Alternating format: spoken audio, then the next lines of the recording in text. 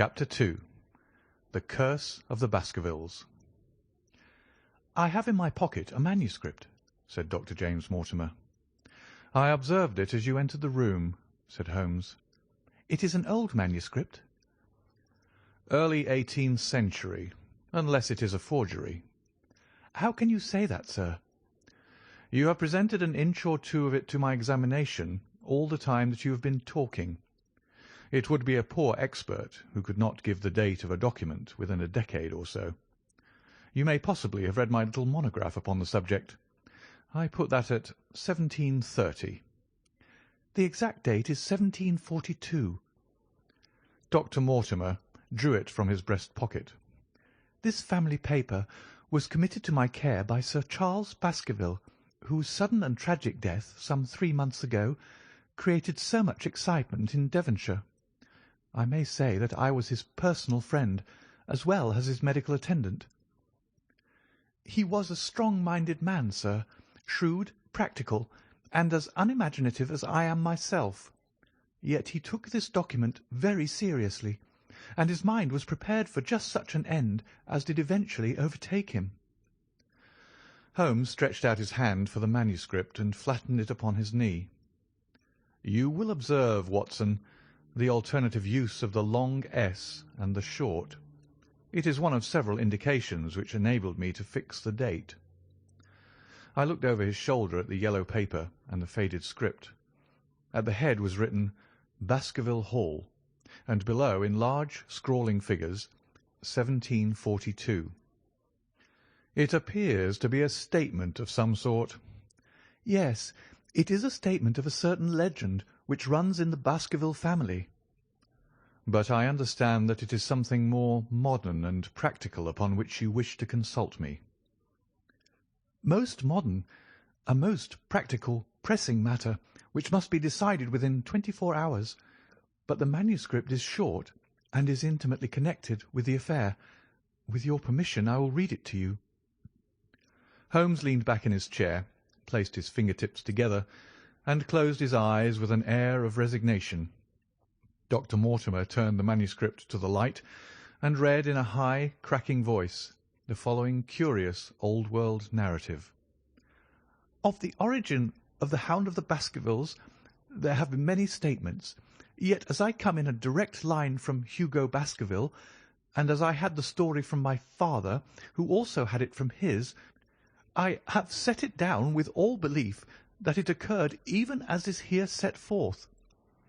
And I would have you believe, my sons, that the same justice which punishes sin may also most graciously forgive it, and that no ban is so heavy but that by prayer and repentance it may be removed.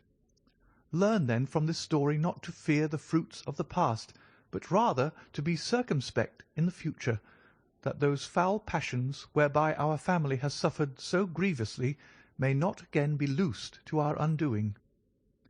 Know, then, that in the time of the great rebellion, the history of which by the learned Lord Clarendon I most earnestly commend to your attention, this manor of Baskerville was held by Hugo of that name, nor can it be gainsaid that he was a most wild, profane, and godless man.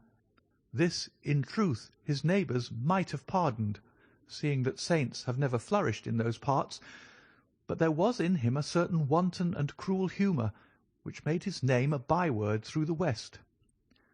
It chanced that this Hugo came to love, if indeed so dark a passion may be known under so bright a name, the daughter of a yeoman who held lands near the Baskerville estate. But the young maiden, being discreet and of good repute, would ever avoid him, for she feared his evil name. So it came to pass that one Michaelmas this Hugo, with 5 or 6 of his idle and wicked companions, stole down upon the farm and carried off the maiden, her father and brothers being from home, as he well knew. When they had brought her to the hall, the maiden was placed in an upper chamber, while Hugo and his friends sat down to a long carouse, as was their nightly custom. Now the poor lass, upstairs, was like to have her wits turned at the singing and shouting and terrible oaths which came up to her from below, for they say that the words used by Hugo Baskerville when he was in wine were such as might blast the man who said them. At last, in the stress of her fear, she did that which might have daunted the bravest or most active man, for by the aid of the growth of ivy which covered, and still covers, the south wall, she came down from under the eaves, and so homeward across the moor, there being 3 leagues betwixt the hall and her father's farm. It chanced that some little time later Hugo left his guests to carry food and drink, with other worse things perchance, to his captive, and so found the cage empty and the bird escaped. Then, as it would seem, he became as one that hath a devil, for rushing down the stairs into the dining hall, he sprang upon the great table, flagons and trenchers flying before him, and he cried aloud before all the company that he would that very night render his body and soul to the powers of evil, if he might not overtake the wench. And while the revellers stood aghast at the fury of the man, one more wicked, or it may be more drunken than the rest, cried out that they should put the hounds upon her, whereat Hugo ran from the house, crying to his grooms that they should saddle his mare and unkennel the pack, and giving the hounds a kerchief of the maid's, he swung them to the line, and so off full cry in the moonlight over the moor. Now, for some space the revellers stood agape, unable to understand all that had been done in such haste.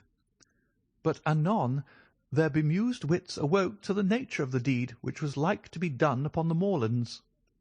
Everything was now in an uproar, some calling for their pistols, some for their horses, and some for another flask of wine. But at length some sense came back to their crazed minds, and the whole of them, 13 in number, took horse and started in pursuit. The moon shone clear above them, and they rode swiftly abreast, taking that course which the maid must needs have taken if she were to reach her own home. They had gone a mile or 2 when they passed one of the night shepherds upon the moorlands, and they cried to him to know if he had seen the hunt. And the man, as the story goes, was so crazed with fear that he could scarce speak, but at last he said that he had indeed seen the unhappy maiden with the hounds upon her track. "But I have seen more than that," said he, "for Hugo Baskerville passed me upon his black mare, and there ran mute behind him such a hound of hell as God forbid should ever be at my heels." So the drunken squires cursed the shepherd and rode onward. But soon their skins turned cold, for there came a galloping across the moor, and the black mare, dabbled with white froth, went past with trailing bridle and empty saddle. Then the revellers rode close together, for a great fear was on them, but they still followed over the moor, though each, had he been alone, would have been right glad to have turned his horse's head. Riding slowly in this fashion, they came at last upon the hounds. These, though known for their valour and their breed, were whimpering in a cluster at the head of a deep dip, or goyle, as we call it, upon the moor, some slinking away, and some, with starting hackles and staring eyes, gazing down the narrow valley before them. The company had come to a halt, more sober men, as you may guess, than when they started. The most of them would by no means advance, but 3 of them, the boldest, or it may be the most drunken, rode forward down the goyle. Now it opened into a broad space in which stood 2 of those great stones, still to be seen there, which were set by certain forgotten peoples in the days of old. The moon was shining bright upon the clearing, and there in the centre lay the unhappy maid where she had fallen, dead of fear and of fatigue. But it was not the sight of her body, nor yet that of the body of Hugo Baskerville lying near her, which raised the hair upon the heads of these 3 daredevil roisterers, but it was that, standing over Hugo and plucking at his throat, there stood a foul thing, a great black beast, shaped like a hound, yet larger than any hound that ever mortal eye has rested upon. And even as they looked, the thing tore the throat out of Hugo Baskerville, on which, as it turned its blazing eyes and dripping jaws upon them, The three shrieked with fear and rode for dear life, still screaming across the moor. One, it is said, died that very night of what he had seen, and the other twain were but broken men for the rest of their days. Such is the tale, my sons, of the coming of the hound which is said to have plagued the family so sorely ever since. If I have set it down, it is because that which is clearly known hath less terror than that which is but hinted at and guessed. Nor can it be denied that many of the family have been unhappy in their deaths, which have been sudden, bloody, and mysterious. Yet may we shelter ourselves in the infinite goodness of Providence, which would not for ever punish the innocent beyond that third or fourth generation which is threatened in Holy Writ. To that Providence, my sons, I hereby commend you, and I counsel you by way of caution to forbear from crossing the moor in those dark hours when the powers of evil are exalted. This from Hugo Baskerville to his sons Roger and John, with instructions that they say nothing thereof to their sister Elizabeth. When Dr. Mortimer had finished reading this singular narrative, he pushed his spectacles up on his forehead and stared across at Mr. Sherlock Holmes. The latter yawned and tossed the end of his cigarette into the fire. "Well," said he, "do you not find it interesting?" "To a collector of fairy tales." Dr. Mortimer drew a folded newspaper out of his pocket. "Now, Mr. Holmes, we will give you something a little more recent. This is the Devon County Chronicle of May 14th of this year. It is a short account of the facts elicited at the death of Sir Charles Baskerville, which occurred a few days before that date." My friend leaned a little forward, and his expression became intent. Our visitor readjusted his glasses and began. "The recent sudden death of Sir Charles Baskerville, whose name has been mentioned as the probable Liberal candidate for Mid Devon at the next election, has cast a gloom over the county. Though Sir Charles had resided at Baskerville Hall for a comparatively short period, his amiability of character and extreme generosity had won the affection and respect of all who had been brought into contact with him. In these days of nouveau riche, it is refreshing to find a case where the scion of an old county family which had fallen upon evil days is able to make his own fortune and to bring it back with him to restore the fallen grandeur of his line. Sir Charles, as is well known, made large sums of money in South African speculation. More wise than those who go on until the wheel turns against them, he realized his gains and returned to England with them. It is only 2 years since he took up his residence at Baskerville Hall, and it is common talk how large were those schemes of reconstruction and improvement which have been interrupted by his death. Being himself childless, it was his openly expressed desire that the whole countryside should within his own lifetime profit by his good fortune, and many will have personal reasons for bewailing his untimely end. His generous donations to local and county charities have been frequently chronicled in these columns. The circumstances connected with the death of Sir Charles cannot be said to have been entirely cleared up by the inquest, but at least enough has been done to dispose of those rumours to which local superstition has given rise. There is no reason whatever to suspect foul play, or to imagine that death could be from any but natural causes. Sir Charles was a widower, and a man who may be said to have been in some ways of an eccentric habit of mind. In spite of his considerable wealth, he was simple in his personal tastes, and his indoor servants at Baskerville Hall consisted of a married couple named Barrymore, the husband acting as butler and the wife as housekeeper. Their evidence, corroborated by that of several friends, tends to show that Sir Charles' health has for some time been impaired, and points especially to some affection of the heart, manifesting itself in changes of colour, breathlessness, and acute attacks of nervous depression. Dr. James Mortimer, the friend and medical attendant of the deceased, has given evidence to the same effect. The facts of the case are simple. Sir Charles Baskerville was in the habit every night before going to bed of walking down the famous yew alley of Baskerville Hall. The evidence of Barrymore's shows that this had been his custom. On the 4th of May, Sir Charles had declared his intention of starting next day for London, and had ordered Barrymore to prepare his luggage. That night he went out as usual for his nocturnal walk, in the course of which he was in the habit of smoking a cigar. He never returned. At 12 o'clock Barrymore, finding the hall door still open, became alarmed, and lighting a lantern went in search of his master. The day had been wet, and Sir Charles's footmarks were easily traced down the alley. Half-way down this walk there is a gate which leads out on to the moor. There were indications that Sir Charles had stood for some little time here. He then proceeded down the alley, and it was at the far end of it that his body was discovered. One fact which has not been explained is the statement of Barrymore that his master's footprints altered their character from the time that he passed the moor gate, that he appeared from thence onward to have been walking upon his toes.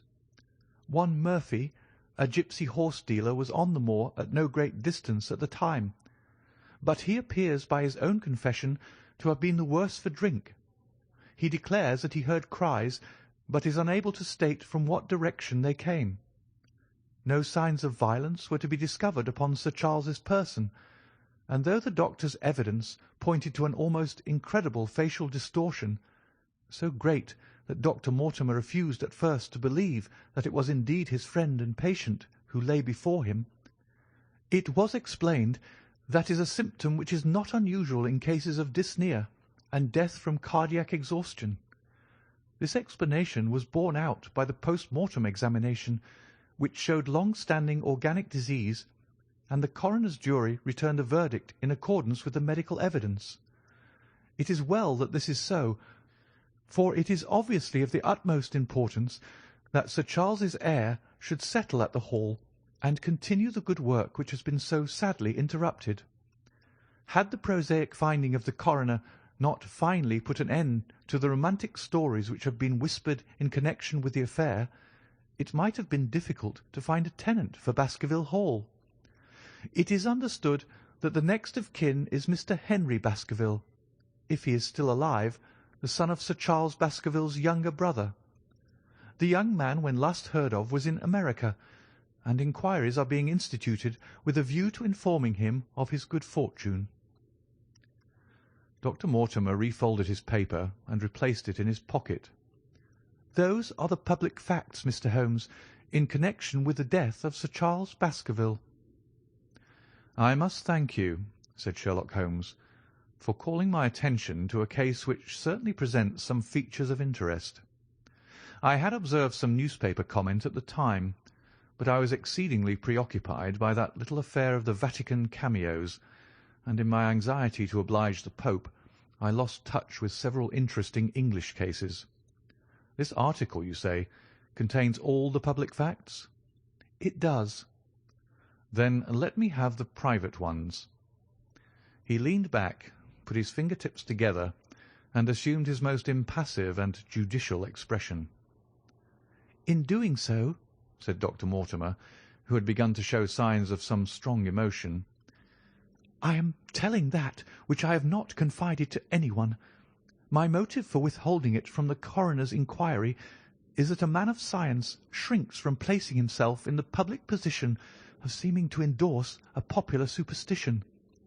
I had the further motive that Baskerville Hall, as the paper says, would certainly remain untenanted if anything were done to increase its already rather grim reputation. For both these reasons, I thought that I was justified in telling rather less than I knew, since no practical good could result from it, but with you there is no reason why I should not be perfectly frank.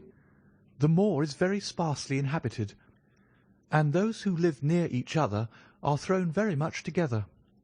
For this reason I saw a good deal of Sir Charles Baskerville. With the exception of Mr. Frankland of Lafter Hall and Mr. Stapleton, the naturalist, there are no other men of education within many miles. Sir Charles was a retiring man, but the chance of his illness brought us together, and a community of interest in science kept us so.